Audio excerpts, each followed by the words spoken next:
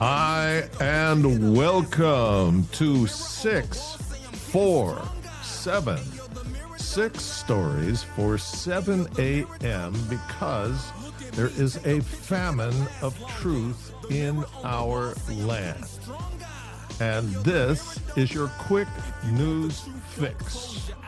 And the truth starts now. All right. So, going to do something a little different this morning because there were a lot of little things that I thought were important. So, this is called Fast Facts.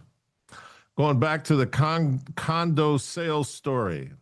Biggest condo drop in Florida and Texas so far. Crestview and Deltona, Florida, down 32%. Houston down 23%. Tampa down 19%. Oakland, California down 20%. Dallas, Palm Bay, Port St. Lucie, and Orlando. Sales have dropped over 30% year over year. There are 80% more condo sellers than buyers. This is a perfect storm. A Miami Condo Association has filed for bankruptcy, buried under $50 million in debt. Sunset Palm Villas Condo Association, a 75-year-old HOA, filed for Chapter 11 this month.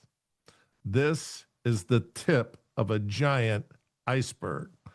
Pools, gyms, parking garages, poor money management, uncollected fees, poor maintenance, all of this is catching up to condominium complexes.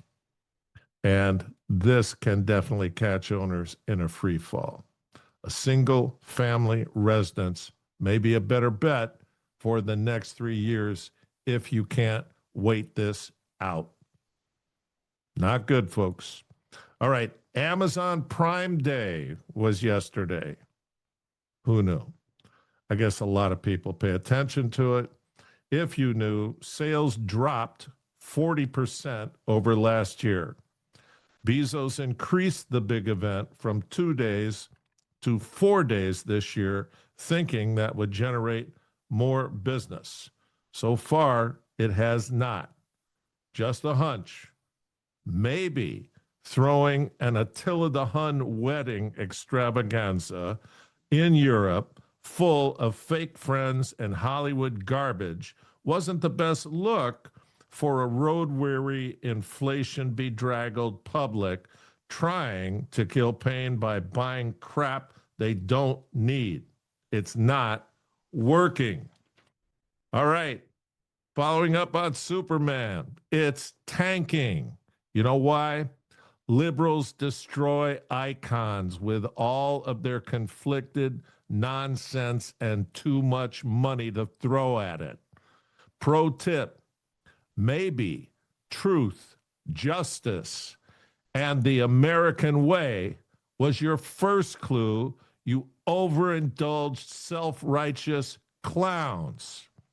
All right, 7 more countries make tariff deals with Trump. The deadline is August 1st. Some clown was talking April yesterday. Ignore him. All right, so Trump made deals with the Philippines, Brunei, Moldova, Algeria, Iraq, Libya, and Sri Lanka. This ain't Amazon Prime Day. This is major pay to play. I love this orange roughie. Okay, Trump is putting the screws to Chile as the BRICS host, an enemy of freedom, and guy trying to kill Bolsonaro. And so we've got a copper tariff at 50%. Cost is way up in the U.S., copper up 138%. If you are buying a fridge or an AC or electronics, prices are going up. So hold off if you can. It's not going to be forever. Or bite down hard. All right. DHS is using Stingray technology at ICE protests to track cell phones and arrest the violent libs attacking police, ICE agents, and other law enforcement. This is going to be a serious crimp in the summer recreational activities in the street for the politically left. The ACLU says this raises grave concerns. Well, maybe how about trying gardening this summer? These people are ridiculous. All right, take two. Douglas Mackey, or Biden's Les Mis. Doug is a Florida guy who was put in jail in March 2023, and now the Second Circuit Court of Appeals has determined that the lower court failed to prove the government's claim that Mackey conspired with others to influence the election of 2016. Here's what the Brooklyn court determined when they tried Mackey. Mackey posted false memes against Hillary Clinton. That's the crime. Claiming on Twitter that you could vote for her via text message or social media. He was sentenced to 7 months in federal prison. He was acquitted yesterday. Mackey thanked God, his family, his wife, his lawyers, and supporters, and threatened legal action over his conviction, which was a hit job by Hillary through Mr. Softy. Mackey had posted on Twitter, this is the only thing he did, to be put in jail in a federal prison for 7 months. He posted on Twitter a picture of a woman standing in front of an African Americans for Hillary sign with the caption, "Avoid the line, vote from home, text Hillary to 59925. Over 5,000 people tried to vote by that text.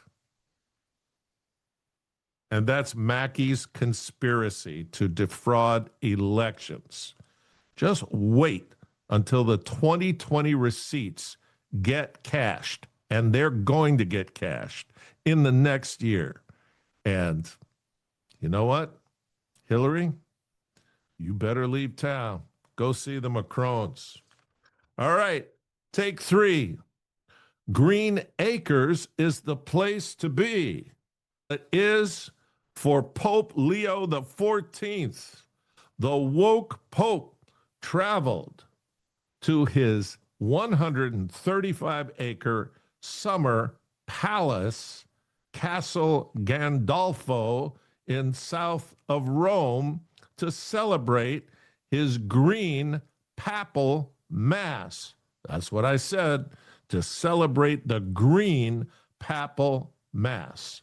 The gloves are off, and Leo is channeling Miss Thunberg with a heavy emphasis on environmental stewardship and climate justice for the world's most vulnerable people.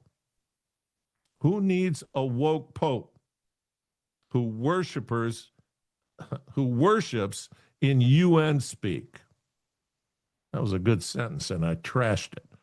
Who needs a woke pope who worships in UN speak instead of the gospel of Jesus Christ?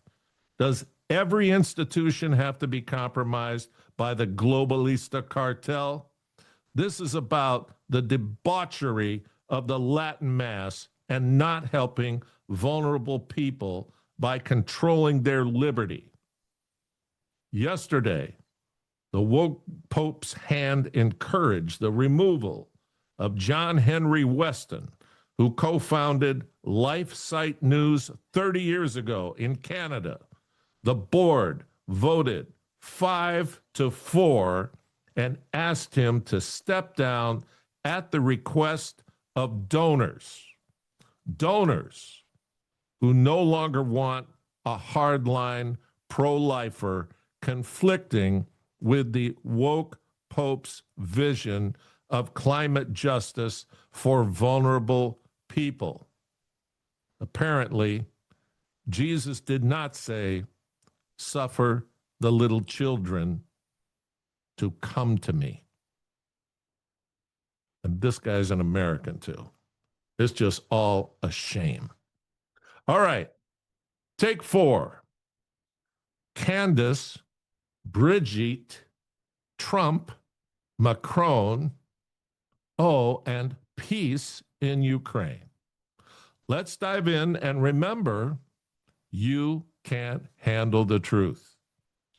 So, February of this past year, Trump calls Candace Owens direct from his private line in Florida, according to her. He says he needs a favor. Macron had come to the White House days before to help Trump seek peace between Russia and Zelensky. Are you good so far? All right. Macron, being an oily French politician, asked Trump for a favor. Please get Candace Owens to stop talking about my wife being a man. Trump says he will call her. You still with me? Okay. Candace has spent the better part of the year researching Brigitte, and her work is compelling. Could be a new industry. Michelle could be next. And have you seen Chuck Schumer's wife? No. Listen, she had 2 daughters, and I'm so glad she did. Anyway, Trump asked Candace to stop while he seeks peace. Candace says that it is not really her problem that Macron married a person with a penis. Her words. Can't make it up. All right. Trump says he met Brigitte and she looked to him like a woman. I wonder if we could ask Melania that question. Anyway, Candace reluctantly agrees in an effort to save the lives of Christian men, Russian and Ukrainian. But before agreeing, she says to Trump, so the president of the United States and the president of France are asking a talk show host to not stop the peace effort in Ukraine. I just want to make sure I got that right. Candace broke her silence on Tuesday when Trump made plans to send weapons to Ukraine, kind of not peace, and so not peace in 24 hours. So look, this is strange and strangely believable, so therefore deniable, but there will be much more of this type of thing on an ascending scale in the next year. So buckle up and please stow all your loose objects under the seat in front of you. Okay, take 5. Paging Dr. O'Connor. Joe Biden's personal doctor refused to answer a single question yesterday in congressional deposition on Mr. Softy's health and cognitive decline. He pleaded the 5th. The claim is that Dr. Kevin O'Connor, now famous, shielded the public from seeing Biden's decline while in the office of the president, including covering evidence of advanced stage prostate cancer. Questions that were asked. Were you ever told to lie about Biden's health? He pleads the fifth. You don't know what that is? I cannot answer this question on the grounds that it might incriminate me. Incriminate you? Dude, you have no idea what your situational awareness is. Did you ever believe that Biden was unfit to execute his duties? This is where you wave your arm back and forth frantically over your head while grunting, ooh, ooh, I know, like one of the Three Stooges. Kev, he went with the fifth. Kev did answer when they asked his name, so that's something. And with Biden-esque class, Doc Kev, the silent type, walked around the Capitol and into the congressional hearing with a can of Diet Coke in his hand. Bobby, get the hook. They're going to open this clown like a can of sardines. And I hope it was so cool hanging at the Bidens in Rehoboth for Adderall milkshakes. You are in for it, dude. All right. Take 6. A huge whoopee cushion. Yesterday on The View, Whoopi Goldberg, a fan favorite whose real name is Karen with a C, Elaine Johnson. That's the only Johnson she'll be seeing. I digress, I admit. Karen was complaining about her job sometimes feels like hell. Could be the proximity, I'm just saying. Whoopi says sometimes it feels like people are angry at you all the time. So hold on. Nobody in that gaggle of goofball geese and the feminist audience ever says anything but yay to Karen. And her problem is that Disney execs have told the girls to knock it off and tone it down about Trump. Pro tip, Karen is paid $8 million a year and has held this job as Queen Latifah for 19 years. Get over yourself, please.